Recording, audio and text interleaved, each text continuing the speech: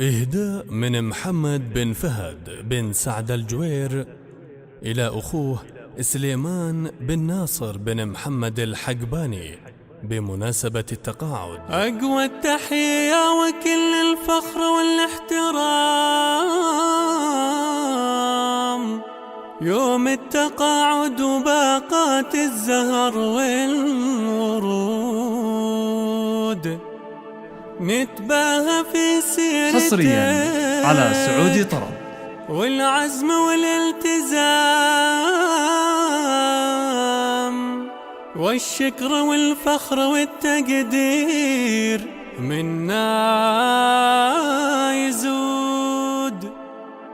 أقوى التحية وكل الفخر والاحترام يوم التقاعد وباقات الزهر والورود. أقوى التحية وكل الفخر والاحترام يوم التقاعد وباقات الزهر والورود، نتباهى في سيرتك والعزم والالتزام والشكر والفخر والتقدير منا يزود. حي سليمان ناصر الحقباني عالي المقام في سلك التعليم قدم رايات الجهود، فخر الحقابين شبيه الطير الحر اللهام، راعي الشهامة وابو ناصر وفي العهود. من محمد فهد وكل آل جوير سلام، ومن موظف التعليم أنت للقيت شهود. أقوى التحية وكل الفخر والاحترام يوم التقاعد وباقات الزهر والورود، أستاذنا أنت والشهم الوفي